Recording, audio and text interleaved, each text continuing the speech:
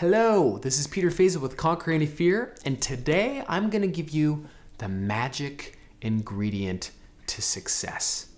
This is the number one thing. There's a bunch of things that you need to do in order to get from where you are to where you really want to go in your life. Whatever that goal is, there's a bunch of different ways up the mountain. But if you had to take them all away and you had to get the vital number one thing, what would be that number one thing to get there? I don't even care how big your vision is, doesn't matter. You want to know what that thing is? By the end of this, you're really going to know. It's to make a decision for that and to commit to get there no matter what. It doesn't matter if you're taking action towards that thing and you lose your freaking arm. It doesn't matter if you're taking action towards that thing and you lose your job, you get bankrupt. It doesn't matter if you wake up and you're tired. It doesn't matter what the obstacle is. When you decide that you're going to get there, you get there no matter what. And when you say no matter what, you'll always find a way to get there. Now, don't take my word for it. When you listen to this guy and all the things that he had to do in order to get what he got, and I'm going to tell you, it's awesome. You're going to know exactly how to apply that to your life. Remember, success leaves clues. When people who are ultra successful, when they do certain things, they have habits, rituals, skill sets that we can learn and take and apply to our life. So in here is the gold. Look for the gold, literally. So this guy I'm going to tell you about is the king of the no matter whats, and his name is Mel Fisher. Now, as a little boy in the 1920s, he read this book called Treasure Island, and he became obsessed with hunting treasure. And as a young adult, he got into scuba diving. Scuba diving was new at the time.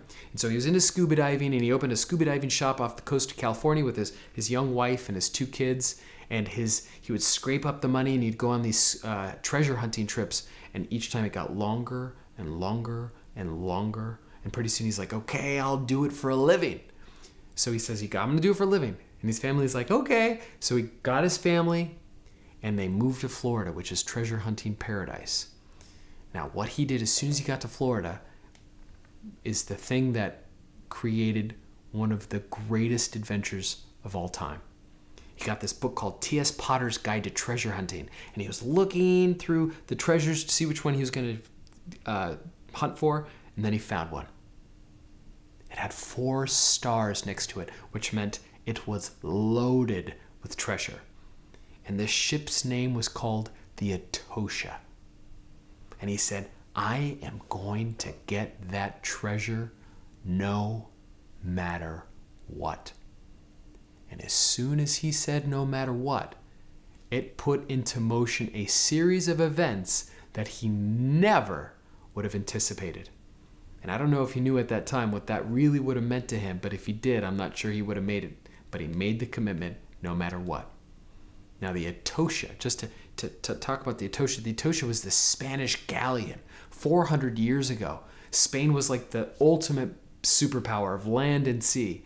And what they did is they had these little ships off the coast of South America scraping up gold and silver and copper and tobacco, and ships up north doing the same. And all these little ships would meet in Cuba.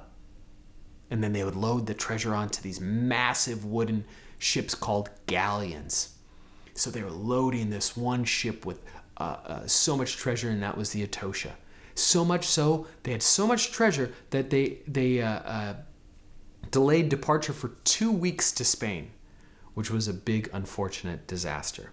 Because as soon as they loaded this thing up and it set sail for Spain, there's this massive hurricane ripped the Etosha to shreds off the coast of Florida, 10-mile stretch.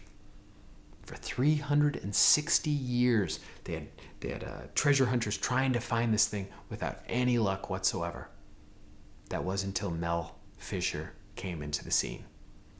Day and night, from dawn to dusk, he was just down there. He was hunting treasure, and every single morning he would say to his crew, "Today's the day," and everybody would cheer, trying to get their morale up. Every single day, he invented new mapping techniques because they didn't have any techniques that would cover such a vast expanse of ocean floor. He had to develop new equipment, new sonar equipment, because it didn't exist. Necessity is the mother of invention. Day after day after day, today's the day, for 3 years. Then he discovered they were off by 100 miles. The T.S. Potter guide was wrong. And he was like, oh, God. He had to make a decision. He said, man, I said no matter what. When I made that decision, that was it. No matter what, I don't care what happens. So he got his family what little money he had left, and they moved his family into this leaky, dilapidated houseboat. They had this office/museum that they were trying to make money off the pier. I mean, like, times were hard for this family, but they committed. And here were the obstacles that got in their way. The first obstacle was, over the course of the time that they were searching for this treasure, the government, they were involved with lawsuits in the government, over 150 lawsuits. That office in the museum that they had sank. Mel's son and the son's wife, they were capsized in one of their boats and they drowned. And the family was devastated. They said, man, should we keep treasure hunting? And they're like, yeah, that's exactly what we're going to do. The whole family was obsessed with treasure hunting. The son was obsessed with treasure hunting. This is what he would have wanted.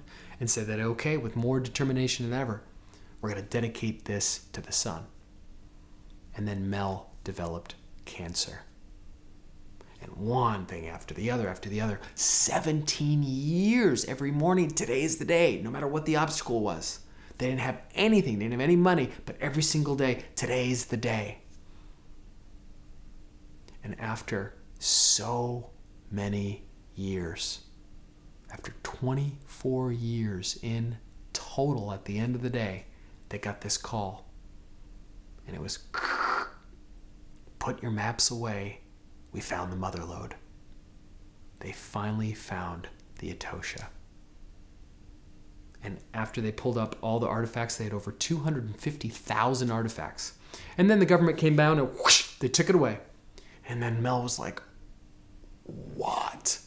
They said, this is ours. This is illegal. You can't do that. The government's like, nope.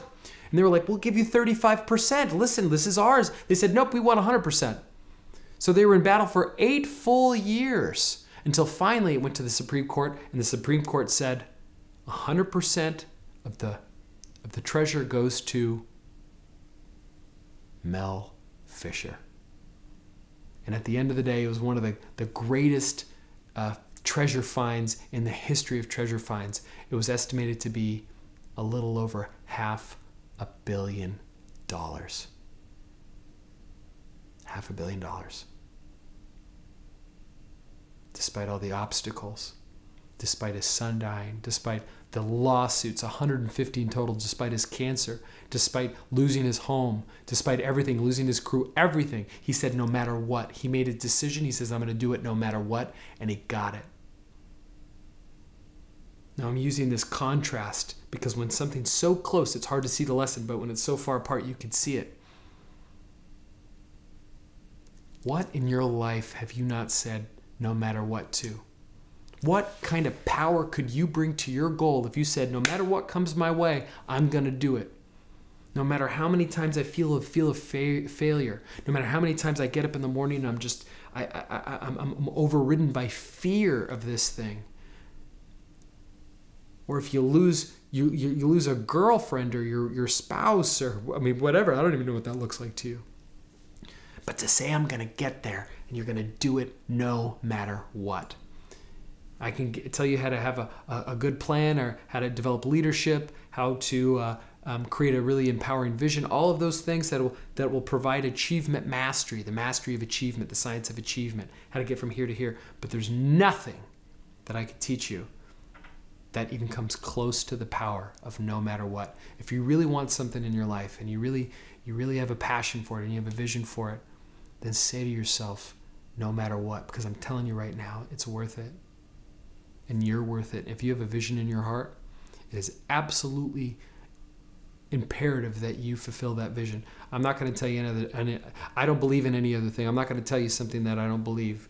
I believe that your vision is vital. I think it's a matter of morality that you fulfill on that vision.